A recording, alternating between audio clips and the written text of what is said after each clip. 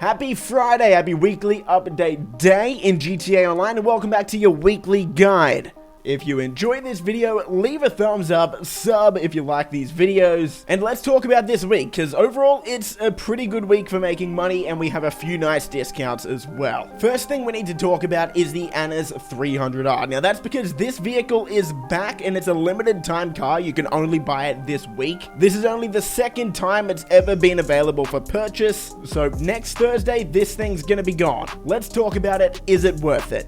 First thing you're going to want to know is it's just over $2 million, so it's not exactly cheap. It's also an Amani Tech vehicle, which means you can put a missile lock-on jammer on it, as well as armor plating and slick mines. In terms of Amani Tech vehicles though, there are two of them that stand out more than the rest, the Ocelot Virtue and the Omnis EGT. The reason for that is because these are electric vehicles, and for some reason, electric Amani Tech vehicles can tank a lot more rockets than the ICE vehicles. And because the 300R is not electric, it is an internal combustion engine vehicle, it's only going to be able to tank a few rockets before it blows up, instead of the, I believe, somewhere between 12 and 15 rockets that the electric vehicles can. In terms of top speeds and whatnot, it's not going to blow you away there either. Pretty good, but not really the top of the class. So to sum it all up, this is a limited time vehicle that's kind of cool to own because not that many other players will have it, but outside of that, it doesn't do anything too amazing.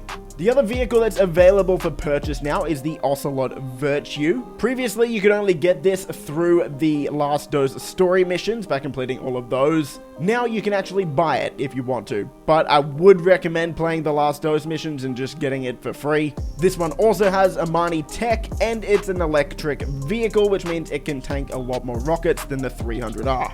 Other vehicle discounts, we have a discount on the Grotti Furia. In my opinion, this is one of the coolest looking cars in the game. Everyone has their own taste though. In terms of speed, it's somewhere around 20th in the supercar category. So really, the reason you would want to buy this one is for the looks, if you really like it. A cool feature about this car that I like is the spoiler actually comes up when you're driving faster, just like it does with the Ignis. So if you do buy it and you want to keep that feature, don't put a custom spoiler on it. In Warstock, we've got a discount on the Mobile Operations Center. This is a pretty cool vehicle, but unfortunately, it's kind of outclassed nowadays by the Terabyte and even the Acid Lab. It's a massive, well, Mobile Operations Center. You can start up certain missions from in here, but they don't really pay that well. You can also put a weapon or a vehicle workshop in the back of it, which is pretty cool.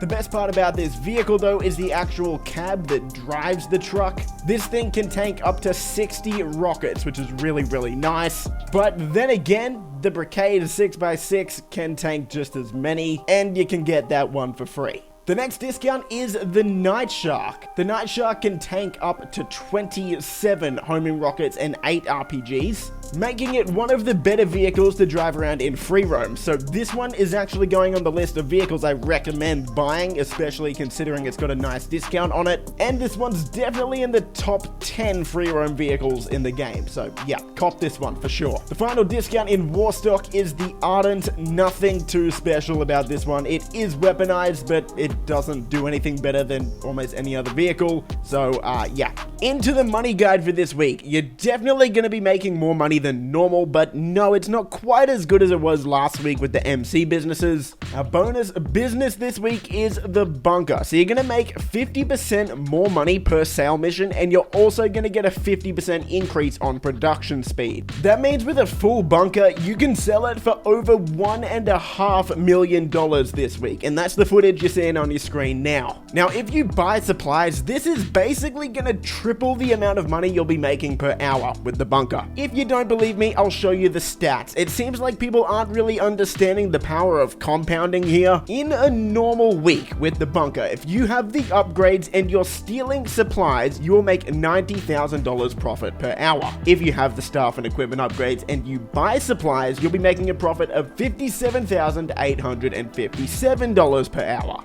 This week though, with the 50% speed and price increase, if you steal supplies, you'll be making $202,500 an hour. And if you buy supplies, you'll be making $154,285 per hour. If you don't understand why that works or you don't believe it, I'll quickly break it down for you.